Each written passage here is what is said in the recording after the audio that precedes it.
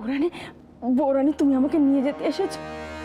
বিশ্বাস করো, বিশ্বাস করো, আমি কিচ্ছু করিনি। জিজ্ঞাসাবাদ করবে বলে এখানে নিয়ে এসে আমাকে জেলে ভরে দিয়েছে। দোয়াই তোমার, তুমি ওদের বলো না আমি চোর নই।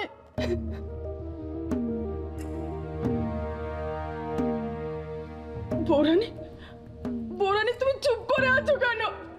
তার মানে তুমি বিশ্বাস করো আমি এই কাজ করেছি? আমার কি পাপ পুণ্যের কোনো ভয় নেই? দোয়াই তোমার, তুমি ওদের বলো না। পার্থ দাদা বাবু আমার কোনো কথা কানে তুলছে না। বিশুদাটা আমাকে ইচ্ছে করে ভাসিয়েছে বৌরানী। আমরা সবাই তোমায় খুব বিশ্বাস করি জবাদি। তুমি বলো না, এই বাড়িতে তোমার কখনো কোনো অসুবিধা হয়েছে? তুমি যে এতদিন ছুটিতে ছিলে, মা তো তোমার পুরো মাইনে দিয়েছে। তাও যদি তোমার সত্যিই কোনো সুবিধা অসুবিধা থেকে থাকতো, তুমি একবার আমাদের বলতে পারতে না? বলো। আমার তো কোনো অসুবিধা নেই বৌরানী, যেখানে তোমাদের মতো অন্নদাতা মাথার উপরে। তারপর তারপর ছোট বৌদি দেশের জমি জমা কেনা সব বন্দোবস্ত আমার করে দিয়েছে। আমার কিসের চিন্তা বল? তাহলে আমাদের ঠিক করা পুরোহিত মশাই থাকতে তুমি কি করে তোমার বরকে পুরোহিত সাজিয়ে নিয়ে এলে জবাদি?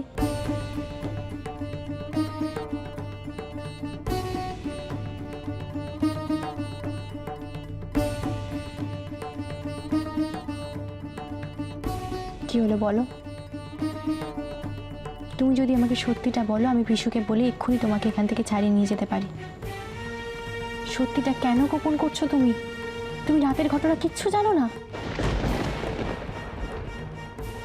চুপ করে থেকো না জবাদি, আমি তোমার ভালোর জন্য বলছি।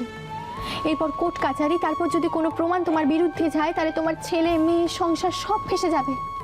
একবার ভাবো।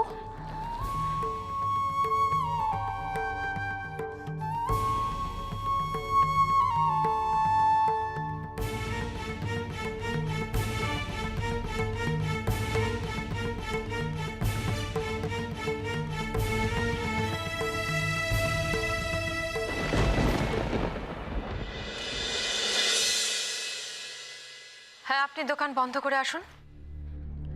তারা নেই, তবে আজকের মধ্যে এলে ভালো হয়।